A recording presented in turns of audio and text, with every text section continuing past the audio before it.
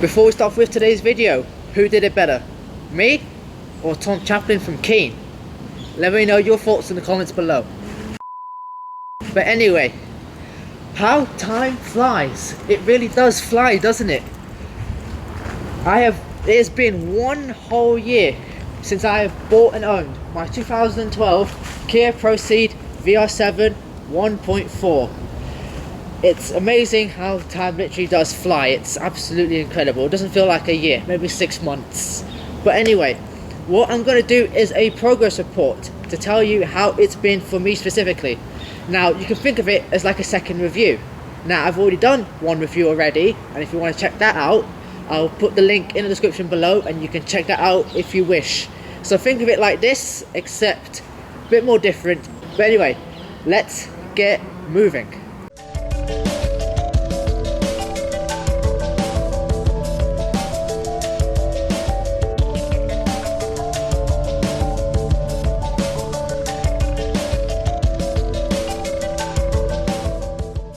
Okay, so let's start with the front of the car. For me, it's been its least attractive side. But before you say anything, I'm not calling it ugly. I still like the front, but over the three sides of the car, this is the one that is just a bit meh to me compared to the rest, but I still like it. Now, this is Kia's Tiger Nose front grille, which is around this time Kia brought this in as a new design phase sort of thing. And to be honest, it definitely fits the car. Compared to the normal Cee'd, this black bit you see here is not normally on the Cee'd, or at least on the base Cee'ds. I can't fully remember, but basically it does make it look a bit more aggressive and the grille a bit more smaller. Something else to note is that compared to the 5-door Cee'd, there's only 2 body panels that are shared, or 3 technically, with the 5-door while at the front, and that's this bonnet here and wing 1 and wing number 2. Now, one thing I want to mention before we move on is the lack of fog lights. Now, unfortunately, this car is technically more of a base model than anything else. Not the most basic, but it's still there. And as a result, it doesn't have fog lights. Now, if you were to have fog lights, there will be little units that would just sit there. And frankly, I believe they do make the car look a bit more aggressive. Unfortunately, I don't have it, but I'm not really complaining because it's not a humongous difference. So it's not something that's going to harm me in any way, shape or form, to be honest with you. Okay, now moving on to the side of the car. Now, this is my absolute favourite angle of this car. It's just such a sporty looking sort of coupe style body. And you know what, some people don't like it, but I personally just love it, and I'm more than happy to have it as a first car, at least these looks anyway. Now, stuff to note. Well, firstly, we've got this crease here that runs all the way down from light to light. You've got this sort of crease here, which if you look at it, sort of looks like a bullet train, the way it ends there. You've also got the windows, which sort of shape into one single form. Then obviously from the side, you've obviously got your roof spoiler as well. But just generally, I just absolutely love the look of this car. I've taken many pictures of my car, a lot of it from the side, because I just love it, basically. What else can I say? I just love the side of my car. Something else I want to know about the side is these doors.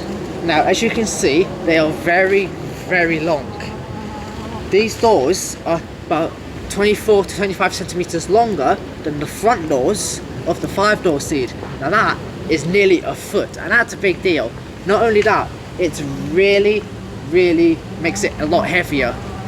Now, I'm not the weakest man on the planet, but I'm also not the strongest man on the planet. But it's not easy, especially in tight spaces, for 2 reasons. So, if I'm in a tight space, I have to somehow get in like this, which isn't very pretty, shall we say. And also, keeping it like this on a door that's this heavy, to make sure you don't bang the wall or bang another car. It's not the easiest situation to be in. And also, I've had people, such as a family member who I won't mention, she's on the older side, she's struggled a little bit because these doors are really heavy. So how does that work? Granted, it makes it look good, but that is one disadvantage. Luckily, I don't take passengers that often anyway, it's mainly for me. It's still something I've noted over the year I've owned it so far. Now moving on to the last angle of the car, the rear. It's arse. Now, this is also an angle I really absolutely love. Obviously the side comes first, but the rear I also do love. I love all sides of the car, but this comes second place. Right in the middle, which is funny because this is the middle of the car. But moving on. So completely different compared to the 5-door Cee'd, exactly the same as the side. So obviously you've got that roof spoiler, as I said, about the side profile, but also you can see at a different angle. Just the whole shape is completely different. So for example, you've got different lights. The whole boot itself is a sort of a narrower, sort of angular, muscular shape. The rear window is at a more angular angle, if that makes sense. It's basically a more sporty sort of coupe like sort of angle, basically is what I'm trying to get at, if you don't get what I mean. Now one thing that does lead to is that visibility. It's a little bit odd. I can't tell where the back of the car is when I look at the rear view mirror, because I mean granted it's not that far away, fair enough, but because of the angle I don't know exactly where it is. So I'm just glad I got parking sensors to aid me. Something else is that I know it's technically at the side, but it has to do with reversing. These Cee'd pillars are very, very thick.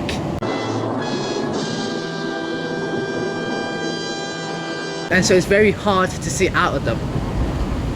Now you also got a sticky out exhaust as well, obviously mixed with the spoiler, which adds a more sporty appeal altogether. But overall, this is a design I absolutely like, and basically like the side, I take pictures of it, I look at it. I know that sounds really weird and obsessive and a bit, what the f are you doing sort of situation, but here we are. Something completely random I want to talk about is the alloy wheels. Now these are 16 inches.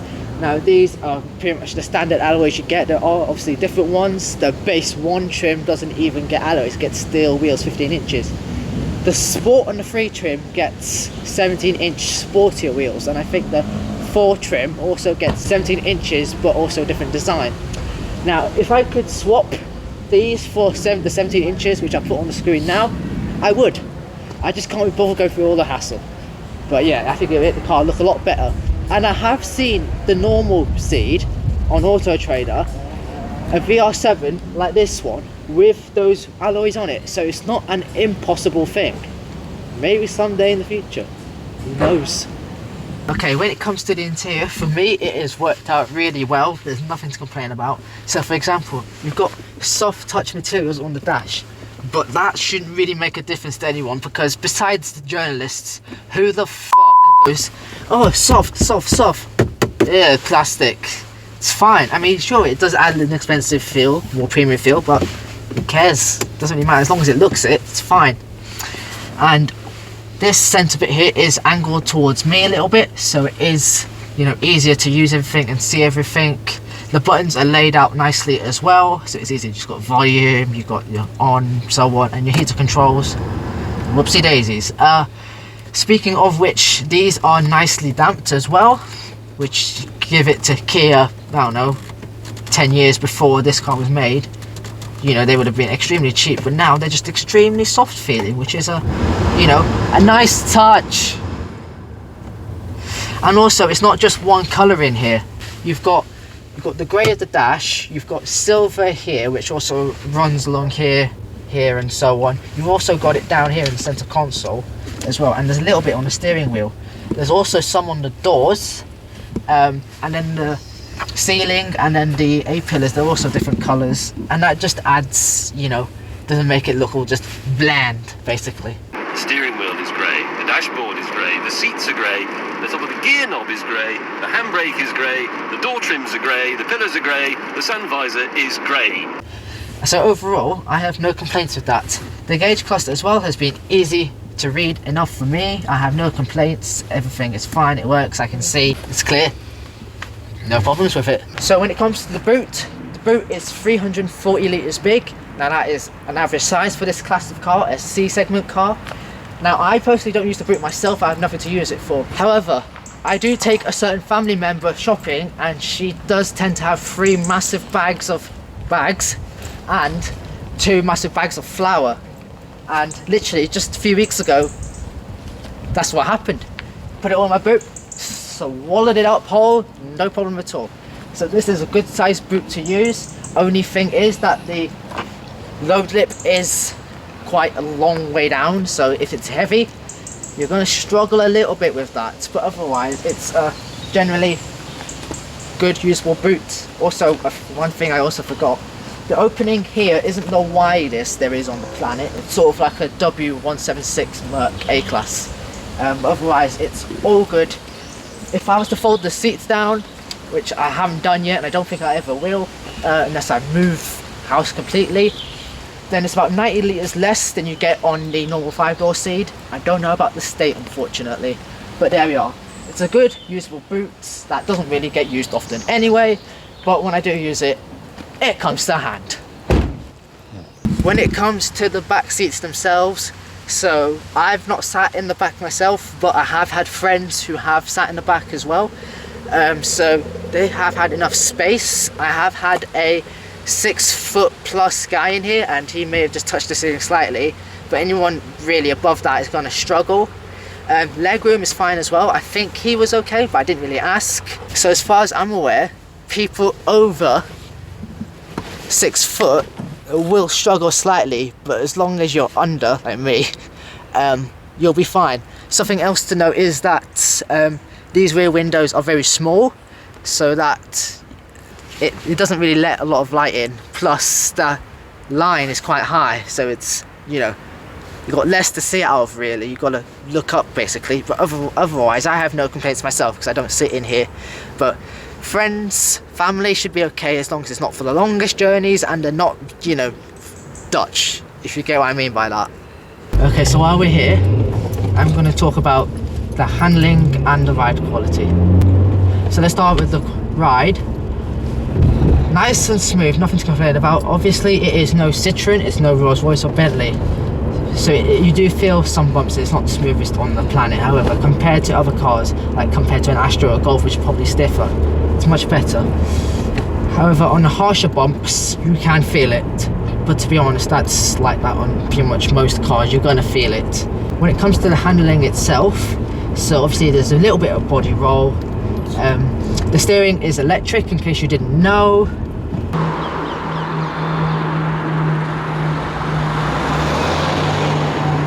But it still has enough feel through my hands. I can feel the road and so on. I can feel what the car's doing. A little bit of body roll through the corners, but nothing really to complain about. I mean, all cars do it, as I said. Actual handling itself, it's a generally fun car. Sure, it's not a Fiesta size or a Picanto size, but you know, for its car, it's, you know, if I was to do this, it's pretty fun. You know, I definitely enjoy driving it down the B roads and the back roads. You know, I can't really explain it very well in the same way that journalists can, because they understand it better than me, and they know what they're looking for. But to be honest, I still find it fun anyway to drive. I mean, there's nothing wrong with it.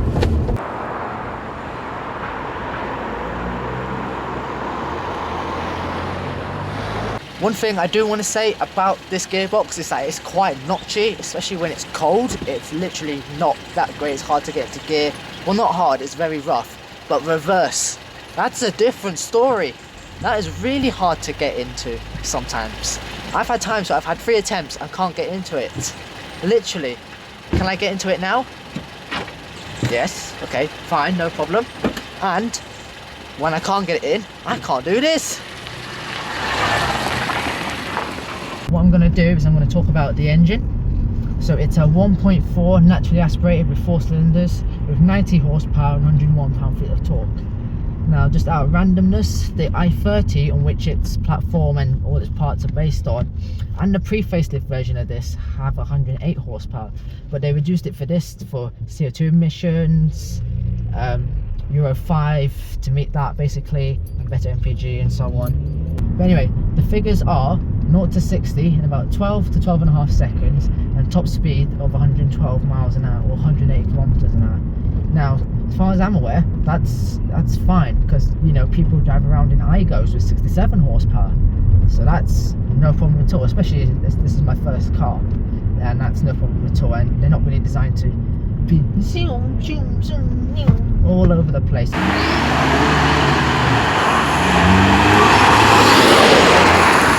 As a first driver.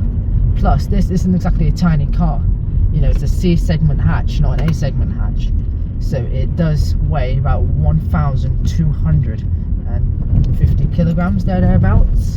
And I have seen cars with 90 horsepower that are also lighter, that have a slower 0 to 60 time and a lower top speed. So this does really good. So I'll take that. And to prove my point that it's not underpowered, what I'm going to do is it's 2 mile an hour road we're on. I'm going to go from second to third. I'm going to show you just what it's like, because also don't forget there's this thing in the car community where they say that, you know, putting your foot down in a car with no power is just, it's a lot more fun than anything else. So that's exactly what we're going to do. Okay, so we're in second gear and I'm going to put my foot down now.